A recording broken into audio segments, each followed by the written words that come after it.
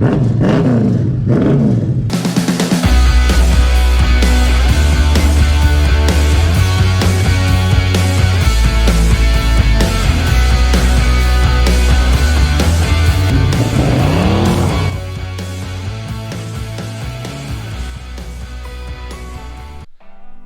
guys, welcome to Kingaroy Garage. In our last video at the completion of the Ghia mini resto, we did promise a road trip in it, and sure enough, about 4 or 5 days later after registration, that's exactly what we're doing. We're on our approximately 12-hour trip to Queensland and back. We're aiming to do it in a period of 48 hours. We had a couple of issues with the Ghia initially. Before rego, the day before, the alternator and the starter motor crapped out, but since then it's been going fine. We've got a slight miss on the first cylinder on number 1, but we're not too fussed about that. It's still pulling fine and gobbling up the miles. She's a little bit low on the back end, admittedly.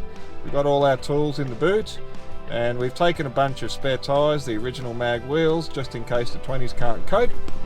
So on that note, I think we better keep on getting mobile, and we'll explain a little bit more about our journey and why we're doing it.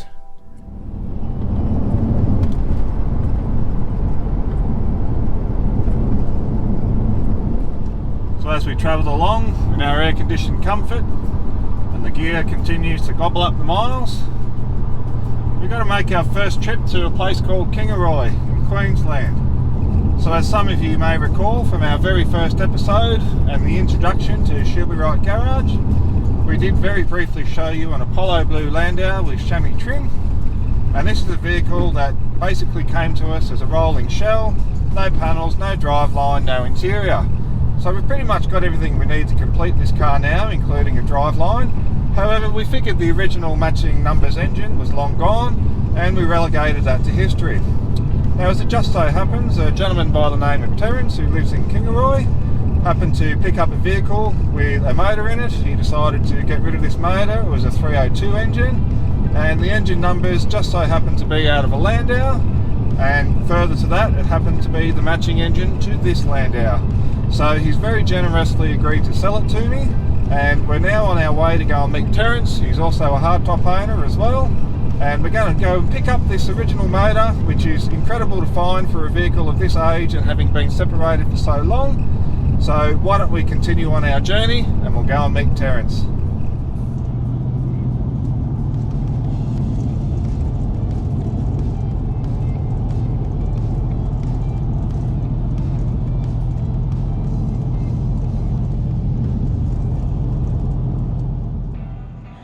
And here we are. We finally made it to Kingaroy, and here's the man himself, Terry. How are you, mate? Good to meet you. Thank you very much for helping out with this engine. It was very bloody generous of you. And I can see you got a really nice ute there. Let's have a quick look, shall we? Don't look too close. She looks pretty good on this camera. In the dark. How long you had this one for, mate? About 10 years now. Nice. She's a beauty. The motor you're after was in this week up until Christmas probably. There you go. The motor from the Landau used to be in this ute. Fair income. Look at that. That's unreal. Well, what do you say we go back to your place, Terry? Yeah, right. And we'll get him loaded. It's been a long day, so let's sort him all out, and maybe you can give us a bit of a tour. Yeah, no worries. All right, let's roll.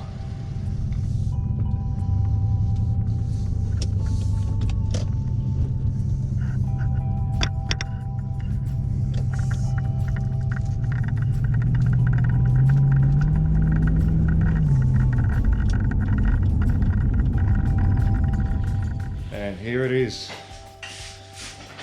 the fabled Landau block.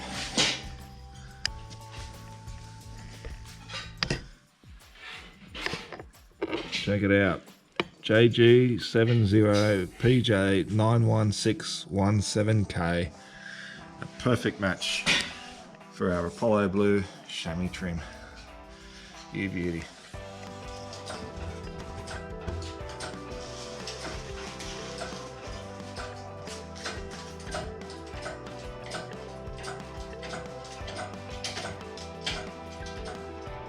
There is oil in there. Hasn't been going like the parental. Seems to be that much yet, but maybe you did burn it. There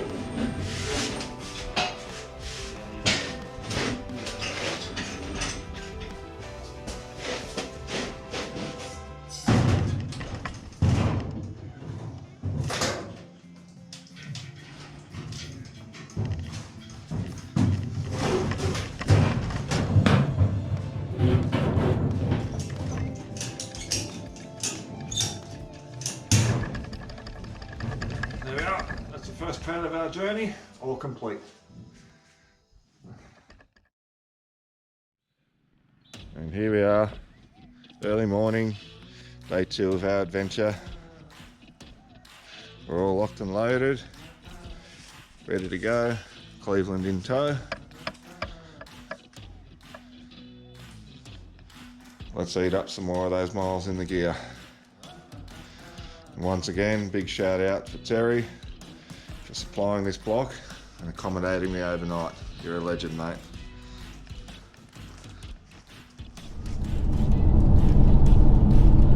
We're definitely struggling getting up these hills now. We're feeling that extra weight on that engine block. That misfire just over accentuates it really. It's the number 1 cylinder on the left hand side. Bit of a pain in the arse. We'll show you which one's playing up.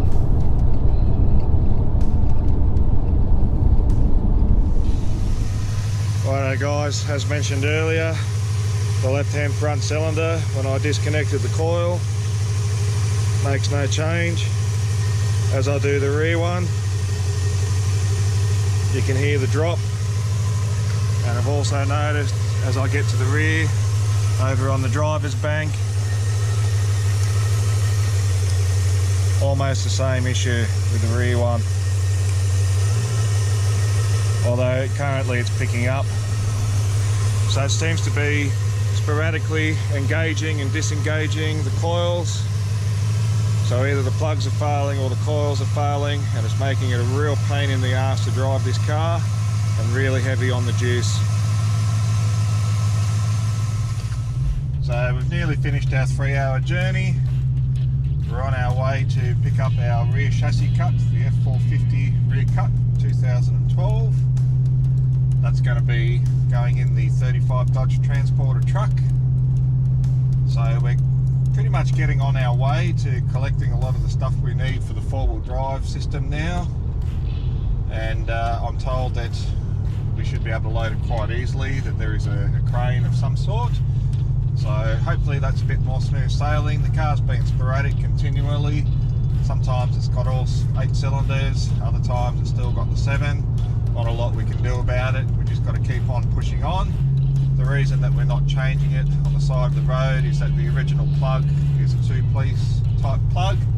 I don't know if it's ever been changed or not. It could be the original Ford type, which is not what we want. They have a tendency to break and get stuck inside the head. We don't want to be doing that on the side of the road. So I think it's better to just push on as it is. We are running on LPG for the most part. When it's been running on all 8 cylinders, I've swapped over to petrol on the here and there. So I'm not too fussed about washing down the cylinder linings or anything like that. And we just take it from there.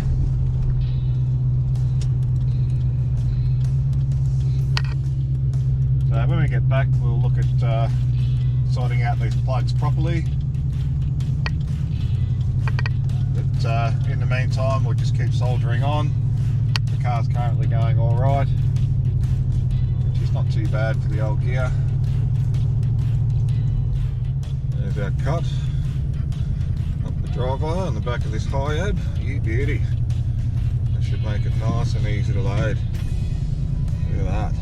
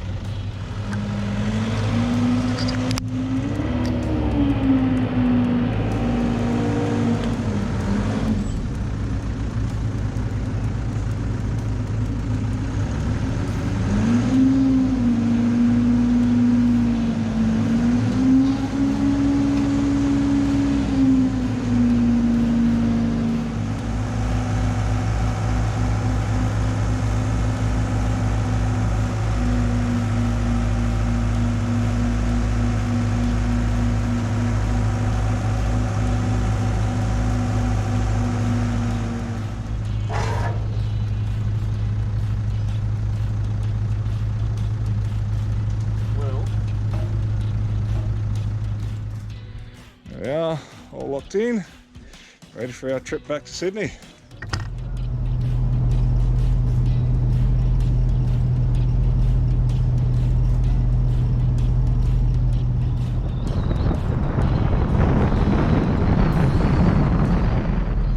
We're slowly eating up the miles. We've still probably got another 6 hours to go, deep into the night. Been a long bloody drive.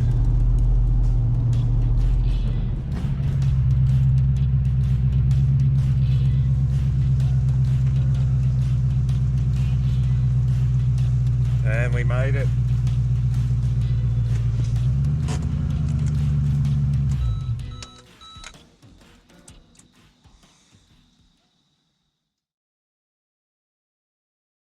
Well, here we are on a cold light of day after about 2,200 kilometres.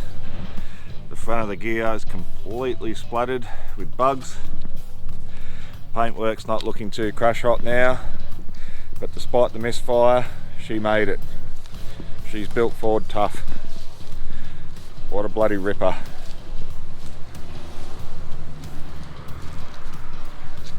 Well, I'd say it's about time we get our goodies unloaded. Unfortunately, the trailer did suffer a casualty. We lost our bloody license plate. Oh well. Let's get him sorted.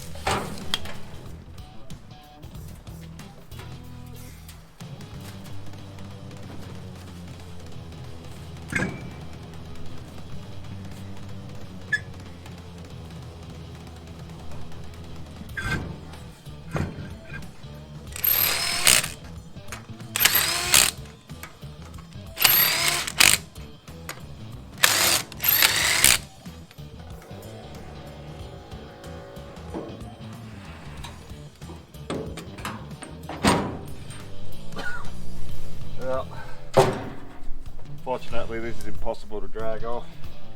These wheels are seized on the brakes, so we're going to have to try to lift him off so we can unseize the calipers at a later stage. So we'll try this out with the engine crane, see how we go.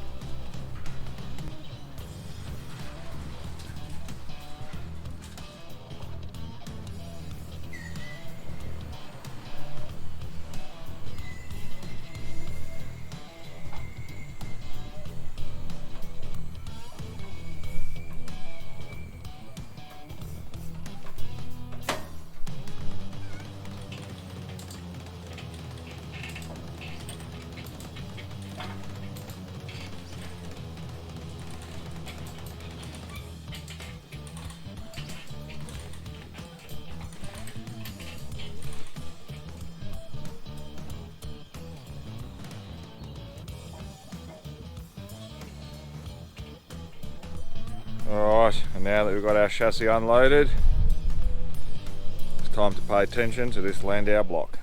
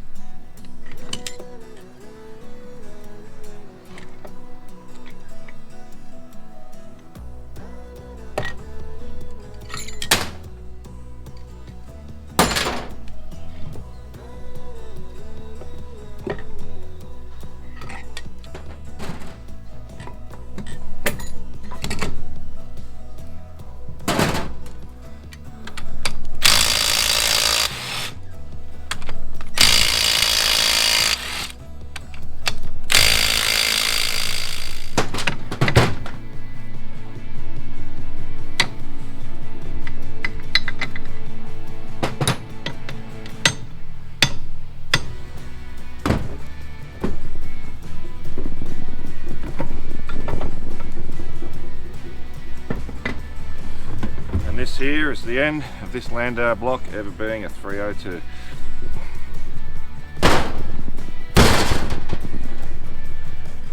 Happy days. Happy bloody days.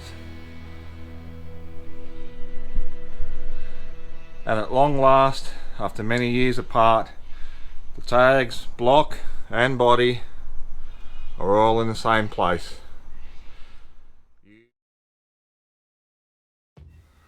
And there we are, guys. That'll wrap us up. Overall, a complete success. We managed to road test our gear. Yes, we did have our issues. We managed to pick up the matching numbers block for one of the Landaus, and we managed to get a super strong diff for the rear end of the 35 truck. So upon reflecting on the gear, we do have the obvious issues of the misfire. We're going to try to change these spark plugs as mentioned. We will change the coils if these plugs don't work. Beyond that, well, we may be looking at valve recession, but I really don't think so. It wasn't popping or farting the way that if there was an issue with the valve seat. So look, I'm expecting that they will hopefully come out without an issue and fix the problem. I will be very, very careful when doing so we don't snap these two-piece plugs. Moving forward with the gear, it really didn't have any issues. It drove beautifully, it was smooth, it was quiet, everything worked as it was meant to. The only exception to that was the fuel gauge. It either showed either full or empty, and that was incredibly frustrating. Beyond that, everything else worked exactly like a charm. Moving forward, I will look at putting some helper airbags for those rear coil springs. It does sit a bit low on the back end. It did bottom out on some of the bigger, heavier, bumpy roads, and obviously when it comes time to some of the heavier towing, I'm going to swap over to the 17-inch alloys, but for regular light-duty stuff around town or light towing, the 20s did just fine.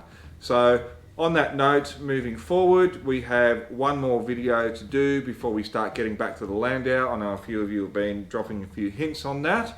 And it is going to be an XB Ute. A mate of mine asked me to help him out and sort it and get it ready for Rego. It's going to be a single episode video. It doesn't need a hell of a lot, but we will go through everything that it needs just to tidy it up and get it roadworthy. It's going to be a ratty style build, so don't forget to join us for that.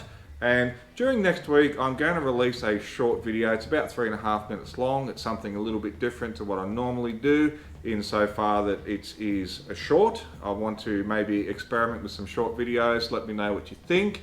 I may look at doing a few of the how-to type stuff, which is kind of what this is along the lines of. So if that's something that you guys are interested in, I may mix it up a little bit and have 2 to 4 minute videos in between some of the regular videos. So looking forward to your feedback on that one. And like always, don't forget to like, share and subscribe. I'll check you on the next one. Cheers. That's going to go all over your driveway. And leave a truck. Come on, Looks like your number plate. Wonder where Nick lives, yeah. I can't believe that. I think that's it.